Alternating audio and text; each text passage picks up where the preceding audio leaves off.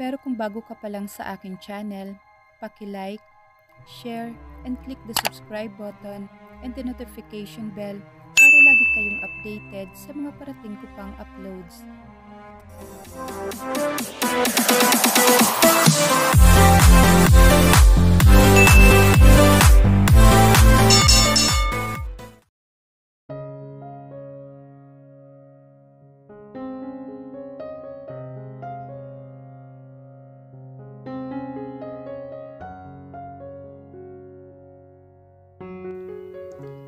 Kritikal ang kondisyon ni Martin sa loob ng 3 araw. Kumatos pa din ito hanggang ngayon. Walang kasiguraduhan ang paggising nito. Ngunit kumakapit sila sa mumunting porsyento na magigising din ang kanyang pinsan. Malala ang naging pinsala sa buong katawan nito. Kasalukuyan silang nasa isang private hospital sa Macau. Hanggang ngayon ay inaalam pa din ng lightning forces kung ano nga ba ang nangyari sa pinsan niya sa ilalim ng tunnel na yon. Ang kanyang asawa at ina kasama ang pamilya Mijares ay agad na bumiyahe pa Macau nang makarating sa mga ito ang masamang balita. Udali, Martin's wife, was crying the whole time. Halos hindi na rin ito kumakain at natutulog sa pag-alala. "What do you want to eat, love?" Puno ng lambing na tanong naman ni Scarlett sa kanya na kalalabas lang mula sa banyo. Isa pa rin ito sa halos walang tulog sa pagbabantay sa kanya. Ngunit nanatili pa rin napakaganda. Napangiti naman siya sa asawa. 4 na araw na sila sa ospital at kahit papaano ay nakakabawi na ang kanyang katawan. Thankfully ay maagap na nadala ng mga kasama nila si Dark at Martin sa paggamutan bago maubusan ang dalawa ng dugo. Sa halip na sumagot ay inilahad ni Dark ang 2 braso. Nakuha naman agad ni Scarlett ang kanyang gusto. Marahan itong tumabis sa kanya at sinalubong ang yakap niya. "This feel like home," bulong niya at niyakap na mahigpit si Scarlett. Humagikik naman si Scarlett.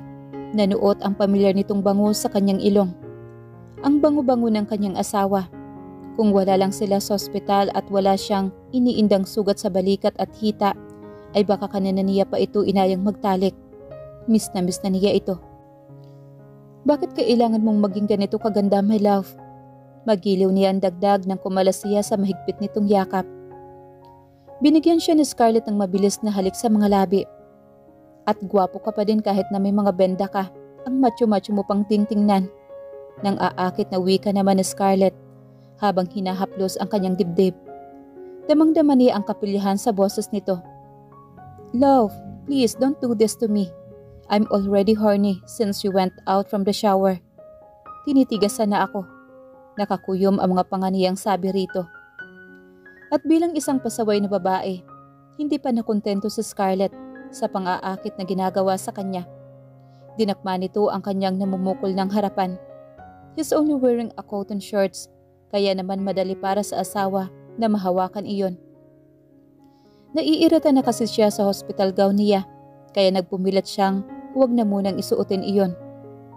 Napamura naman siya. Nanlalaki ang mga matang bulalas niya rito. "Love!" Kagatlaping umayos naman ang upo si Scarlett sa kanyang harapan. Iniiwasang matama ng sugat niya sa mga hita. "Hindi tayo makakapagtalik pero pwede ko namang isubo, hindi ba? Alam ko naman kung gaano mo ako kagusto ngayon." Walang prenong wika naman ang asawa niya. Hindi nawawala ang mapang-akit na hitsura nito. Napamura naman si Dark.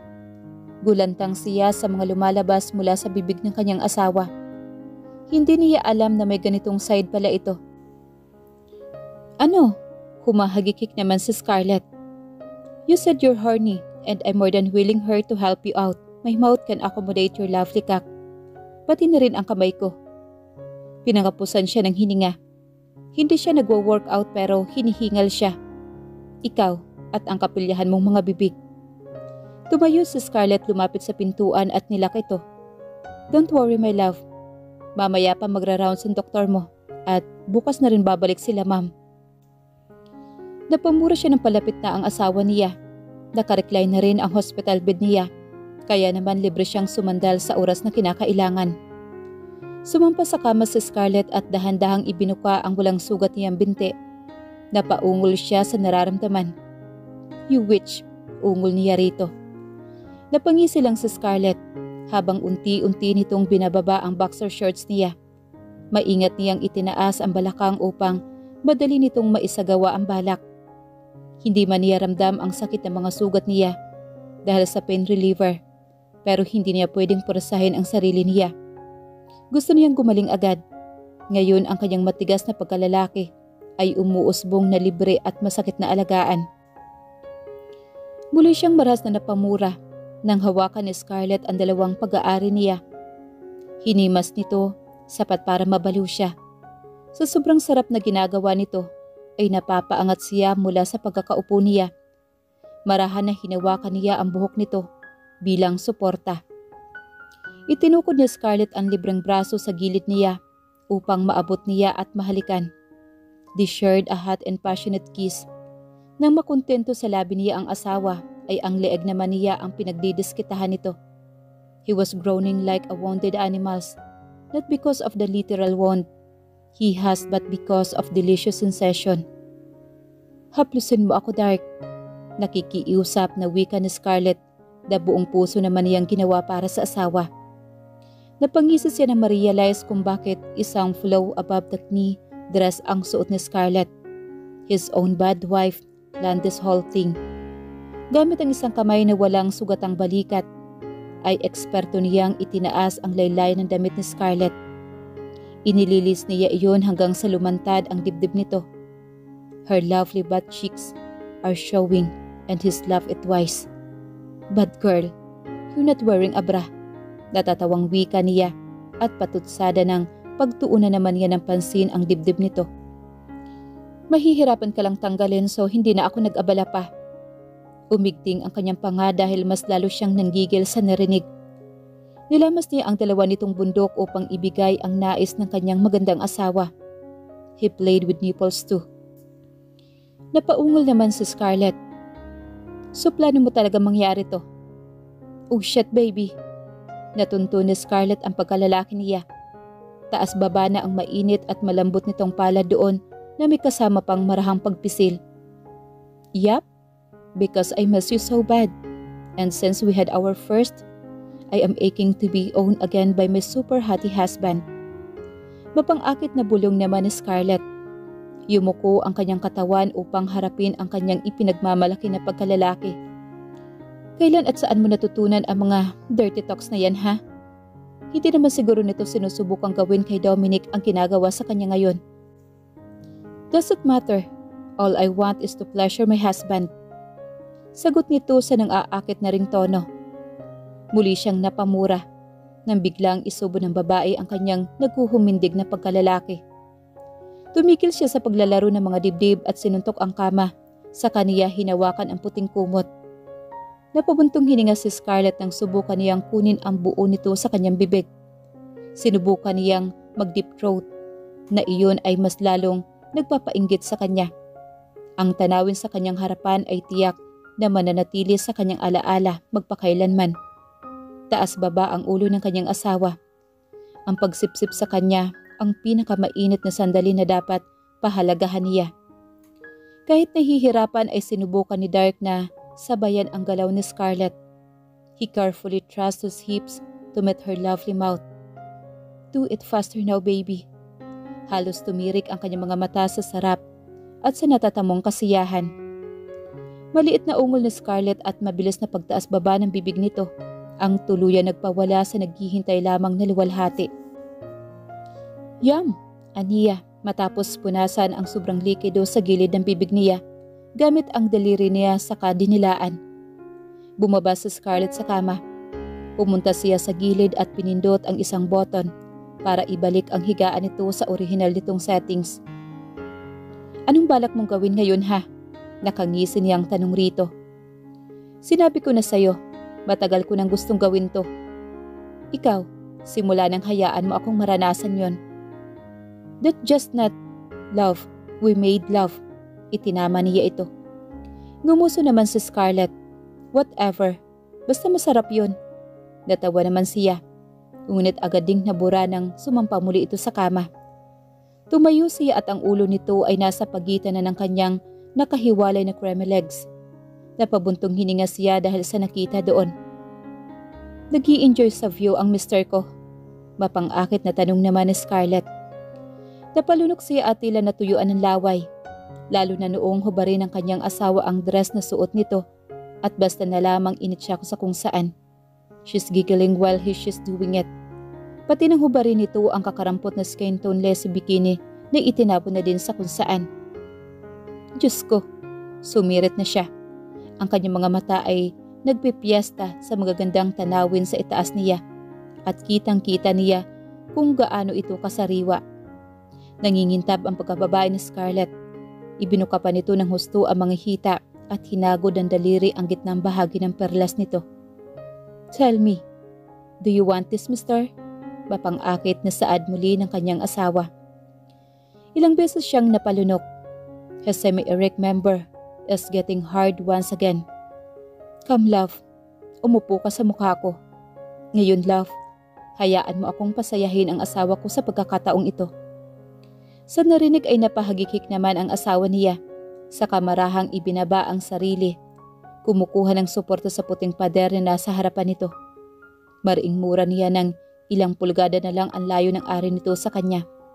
Her lovely dripping wet. At naghuhumindig na muli ang kanyang pagkalalaki. Pinagbuti ni Dark ang pagpapaligaya sa asawa. Hinagod ng kanyang mainit-init na dila ang hiwa nito. Sinipsip ang butil doon na lalong nagpahalinghing sa katalik. Sumasabay rin ang balakang nito sa bawat hagod ng kanyang dila. His free hand helped the mouth. He put his 2 fingers inside her. That made his wife right in pleasure. Walang humpay na ungol ang bumalot sa kabuuan ng silid hanggang sa marating ni Scarlett ang sukdulan. At katulad ng ginawa nito sa kanya, ay sinimot niya rin ang lahat ng katas na inilalabas ng kanyang asawa. Nanlalata itong humiga sa kanyang tabi. Siya naman ay ihinayos na ang suot gamit ang isang kamay. Scarlett helped her. You're bad girl, but I like it. No, I love it. And I love you so much, wife. Aniya na nakikitang hinihingal pa. I love you too. And natutunan ko yan sa mga sites, by the way. Sabi ng asawa niya sa kakumindat sa kanya. Dalaglag naman ang panga niya sa kapilyahan nito. Isang malalim na buntong hininga ang minsan pang ginawa ni Dark habang naglalakad patungo sa opisina ni Dominic. Walang idea si Scarlett sa plano niya. Iniwan niya ito sa Gonzales Mansion upang makasama naman ang mga taong malapit dito. Magdadalawang buwan na silang nakauwi mula sa Macau. Halos 2 linggo din silang tumuloy doon. Martins woke off after 5 days of being comatose. Nalaman nilang kagagawa nila Marco at ni Luisa ang nangyari dito. Hinabol ng kanyang pinsan ang dalawa hanggang umabot sila sa tunnel kung saan naganap ang insidente. Sinabi ni Martin na hindi siya nagpaputok dahil alam nito ang tungkol sa pagbubuntis ng babae. Hindi daw maaatim ng konsensya nito na pumatay ng isang buntis, lalo pat ang kanyang Tia Marisa na ina ni Martin ay nagdadalang tao noong mamatay ito. Sa kasamaang palad ay nakataka sila Marco at Luisa. Gumagawa na ng paraan ang lightning forces. Hirap sila sa pag-iimbestiga sa kinaroroonan ng mga ito na ang hinala nila ay gumamit ngayon ng ibang pangalan at personalidad ang dalawa. Tumikim naman si Dark upang makuha ang atensyon ng sekretary ni Dominic. Abala ito sa pagbabasa ng kung anong papeles. Bahagyang namilog ang mga mata nito nang magtaas ng tingin at makilala siya. Sir Dark, magandang umaga po sir. Pasensya na po, hindi ko po kayo agad napansin. Halatang kinakabahan na wika ng sekretarya nito. It's all right. Nasa loob ba si Dominic? Matipid niyang tanong dito. Yes sir, naandun po kasama ni Ma'am Charmaine. Mabilis na tumayo ang babae at tinungo ang pintuan ng opisina ni Dominic. Kinausap nito ang amo gamit ang intercom na nasa pader at inanunsyo na nasa labas siya. Hindi pa man nakakasagot si Dark ay bumukas na agad ang pintuan. Binuksan ni Zenny ang pinto nang may gulat sa mga mata. Sir, tipid siyang ngumiti sa babae. Pwede ba akong pumasok? Of course sir, pasok po kayo. Nakangiting saad ni Zenny. Natutuwa siyang makita ang dating empleyado na mukhang masaya ngayon sa bagong trabaho. Agad na nagtama ang paningin nila ni Dominic pagkaapak niya sa loob ng opisina nito. Dominic, Dark, kinilala nila ang isa't isa. You can leave now, Charmaine. Mag-i-email na lang ako tungkol sa assessment. Seryosong bili naman ni Dominic. Okay po Sir Dom. Thank you for your time. Tumango lang ang lalaki. Mauna na po ako. It's nice to see you again, Sir Dark. Baling naman ang dalaga sa kanya. Ngumiti naman siya rito. Siya na rin ang nagsara ng pintuan pagkalabas ni Zenny. Nandito ka ba para ibalik siya sa akin? Walang nakakatawang biro naman ni Dominic. Hindi mangyayari yon. Diretso naman niyang tugon rito. Napailing-iling naman ang lalaki. Umayos ito ng upo bago isininyas ang upuan sa harap ng mesa nito. Take a seat. Naglakad siya papalapit doon at umupo roon. Kung ganon, bakit ka na pa rito? Malamig pa sa yelong tanong naman ni Dominic. Ramdam niyang galit pa din ito sa kanya. Pumunta ako dito para humingi ng tawad. Tumigil siya saglit. Napataas ang dalawang kilay ng kausap. Mukhang hindi makapaniwala sa narinig. Gusto kong humingi ng sorry sa lahat. Alam ko ang mga pagkakamali ko. Alam kong nasaktan kita sa pagpapakasal ko kay Scarlett nang hindi mo nalalaman. It's a little too late. Pero gusto ko pa ding humingi ng tawad para sa lahat. Mahal na mahal ko siya. Sincero niyang sabi rito. Sumantal naman si Dominic sa swivel chair nito na nakatiimbagang. Tumingala ito upang pigilan ang nagbabadyang luha sa mga mata nito. Nababakas din doon ang naipong sakit. Napamura naman siya. Napamura rin ito. Mahinang ungol ng kanyang kaibigan. Napahilamos si Dark sa kanyang mukha. Ito na nga ba ang iniiwasan niya mangyari noon? Ang makasakit ng damdamin ng isang matalik niyang kaibigan. Ngunit pinili niyang maging makasarili at angkinin ang babaeng naging unang pagmamay-ari nito. I'm very sorry sa pagiging makasarili ko. Pero, I love my wife so much. Nakatungo niyang wika rito. Nabasag ang boses niya. Hindi niya kayang tumingin ng diretso kay Dominic at makitang nasasaktan ito.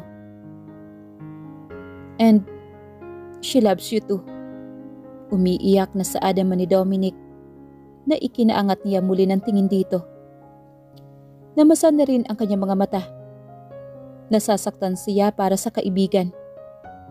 Ngunit hindi niya kayang ibigay dito ang bagay na makakapawi ng sakit na nararamdaman nito.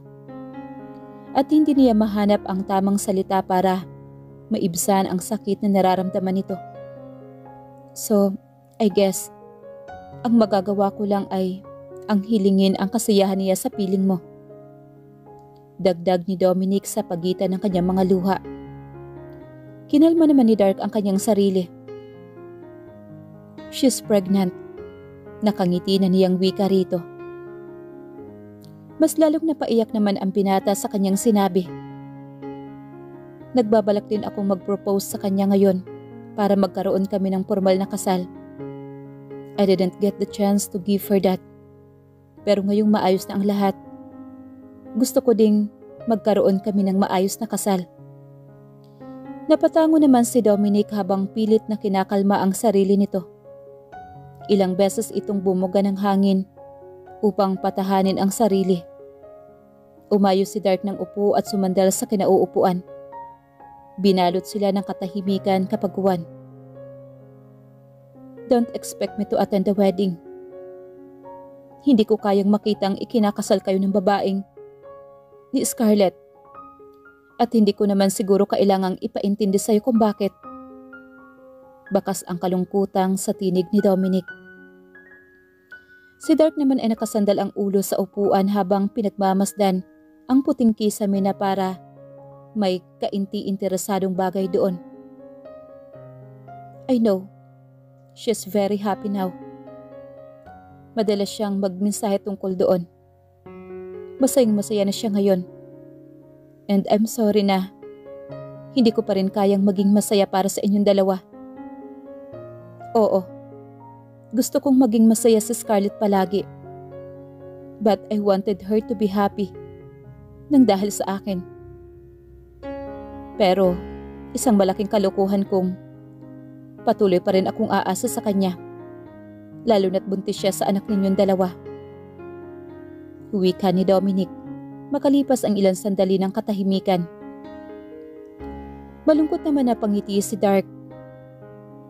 Wala na akong masabi. Sana maging masaya ka. I care about you a lot. Ayoko sanang saktan ka.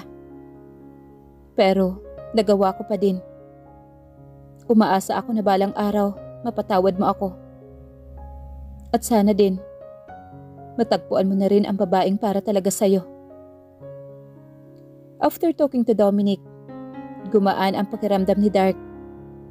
Hindi niya masabing maayos na muli sila, ngunit ramdam niyang unti-unti nang tinatanggap ni Dominic ang katotohanan na hindi ito ang nakatadhana para kay Scarlett. Nag-propose siya kay Scarlett ng gabing iyon at napakasaya niya na pumayag itong magpakasal silang muli. Naganap ang kasal sa San Agustin Church kasama ng kanilang malalapit na kaibigan at mga mahal sa buhay. Sumumpa ang mag-asawa na magsasama at magmamahalan habang buhay. Congratulations! Sigaw ng kambal na kapapasok lang sa hospital room. Kakapanganak lang ni Scarlett sa kanilang panganay na anak. Huwag nga kayong maingay. Mariin niyang saway sa dalawa. Kasalukuyang pinadede din ng kanyang asawa si Summer. Mabuti na lamang at hindi natinag ang munting anghel sa pagdede. Mukha kasing gutom na gutom ito. Paano ba yan, brother? May kaagaw ka na. So ano, Ate Scarlett? Namula naman ang kanyang asawa sa tinura ni Darlene. Siya naman ay napangisin na lamang kahit sa totoo lang ay kanina pa siya naiinggit sa anak. Ilang buwang tigang yan, kawawang Dark Alarcon. Segunda naman ni Durin. Your mouth, Durin. Naririnig ka ng pamangkin mo. Saway naman niya sa kapatid. Ngumuso naman ito na nakalapit na sa mag-ina niya. Ay naku kuya, bibi pa si Summer no? Hindi niya pa tayo naiintindihan.